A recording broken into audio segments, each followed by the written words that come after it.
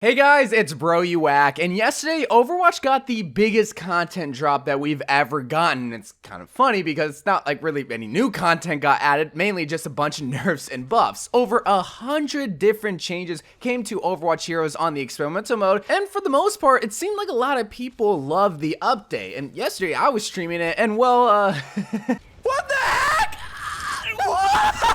Yeah, let's just say yesterday's stream is probably going to be made into a video later on this week. Now, of course, there were some people that didn't like the experimental update because they don't like fun, but in case you don't even know what was going on, Blizzard decided to have a lot of fun with Overwatch with the experimental mode and just change a bunch of heroes. Some wacky changes, some fun changes, some stupid changes, and some actually really good changes that I think should be kept in Overwatch. But no matter what happens with these experimental changes, whether they go live or not, the whole point of this update was just to have fun, because right now the Overwatch community and even Blizzard themselves realize that they're probably in their darkest hour right now. They don't have any new content, people are leaving Overwatch in droves, and a lot of people are hating on Blizzard, and rightfully so, because Blizzard just isn't really the greatest company right now. So at least when it comes to the Overwatch division, they specifically even told us content creators that they're still trying to have Overwatch 1 be as fulfilling as possible as we lead into Overwatch 2. And that's what I wanted to talk about in today's video, was to, we'll talk about the experimental update, review some of the changes and what also should be kept, but to also just talk about the good things that the Overwatch team is trying to do. Because I understand that the Overwatch community, and even myself at times, can get caught up in the negativity where it's just easy to hate on Overwatch and not really see the bright future ahead, which is Overwatch 2. And with this experimental update, like this single update alone is the first stepping stone of the greater things that are going to be coming to Overwatch. And I mean, not even just looking at the bigger picture yet, just looking at the experimental change by itself, over 100 different changes. 30 heroes in total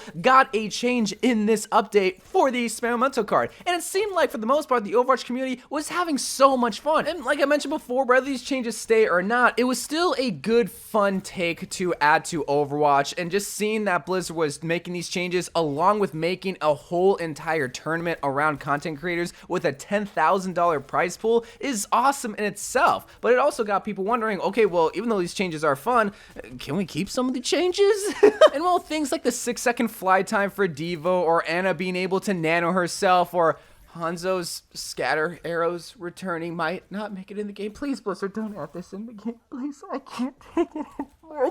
It's the little changes that can surprisingly make some of these heroes better on the regular servers of Overwatch. Like Soldier 76's sprint change, where it automatically reloads his weapon if you sprint for 3 seconds, I think would make him a better DPS hero without making him super OP. Or Reaper's speed increase, where now you're able to get up close and personal with the enemy, which is an issue right now with Reaper, is that he really can't get up close because he doesn't have the mobility. Or even Mora's change, where if you run out of Gamer Girl P to heal your team, you can sacrifice your own health to continue to heal the team. While that might seem like a nerf, and while Mora players might not like that, it at least adds another layer of skill for Mora players to think about, whether you sacrifice your own health or you sacrifice the team dying. But I think the single greatest change that came out of this experimental update that 100% needs to be in the game, that every single Overwatch player can agree on, is of course Orisa's Santa Hat buff. I mean, come on, Blizzard, you just have to keep it now. All jokes aside though, this is what the experimental card should have always been. Just making wild and stupid changes to heroes and allowing the community to sometimes have a say on what changes happen in the experimental card. I mean, Flat, Samju, and also Violet made changes to all these heroes. It was all thanks to content creators. It wasn't the Blizzard team. And surprise, surprise, when the Blizzard team listens to the community, or in this case, just literally lets the community take over, people had fun. I mean, this was literally the most fun that I personally had playing Overwatch, and it seemed like the community also had, because, well, yes, it's silly and goofy, and we're seeing heroes like Genji flying, and we're seeing suicide bombing Junkrats all over the place, and also seeing Diva getting ejecto-seated out of her mech. It's still fun because you're listening to the community, but you're also getting feedback for some heroes that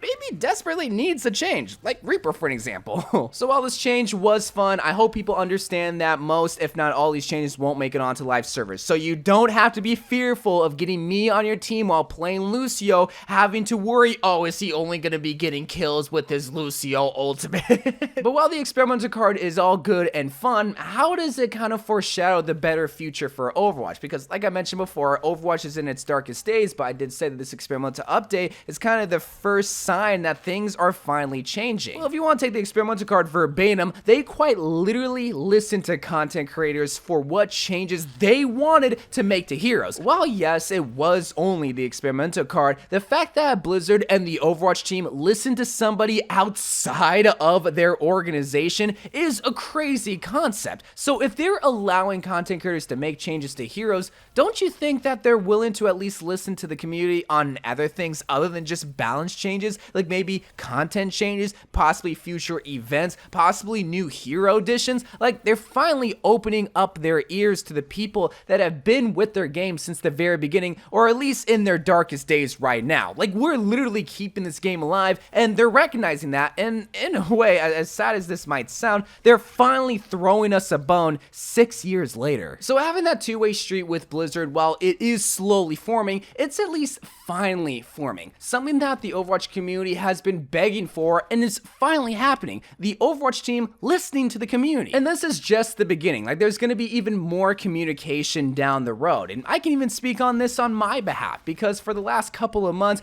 I've been able to talk with Blizzard, with developers, with other content creators in Zoom calls. Like, these updates that we saw to some of these heroes, while I didn't have the full patch notes in the call, we knew about this well before the update even went live, because they really want to communicate with the content creators and have our full trust that, hey, they're still trying to update Overwatch and still trying to pour as much love as they can while Overwatch 2 is on the horizon. And those calls, while they're not the biggest insight to Overwatch information, like, I don't know when Overwatch 2 is coming out, I don't know how many heroes are going to be in the game, I don't know any other changes that are going to be happening besides this experimental update, it's still something that's crazy to me, because I've been making videos ever since Season 3 in 2016, and this has been the first time that I've been really able to talk one-on-one with Blizzard. Well, yes, I got invited to BlizzCon, and that's when I was able to work with them for the very first time. That's really been the only time that I've been able to work with them. So the Overwatch team is really trying to make some big changes when it comes to,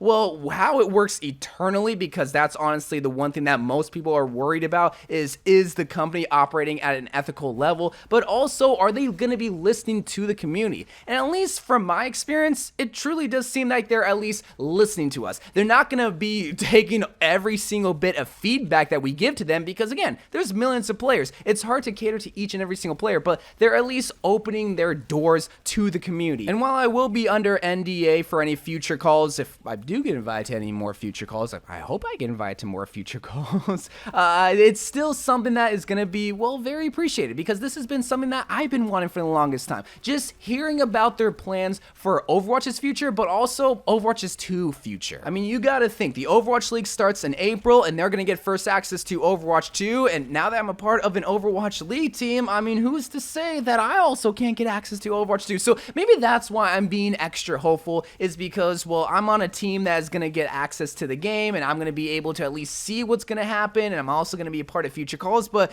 I can at least speak on my behalf and my experience that the future is looking bright. While it's still not at all really that bright, it's still very dim right now, there's at least a light at the end of the tunnel that is getting brighter and brighter. And I hope people recognize that this is the time to get excited, because big things are going to be happening in 2022 after almost 3 years of Overwatch 2 officially getting unveiled last year. Or maybe I'm just a hopeless optimistic, but we will see within time. But anyway, guys, I love you guys. Thank you guys for watching. More Overwatch videos to come, and bye.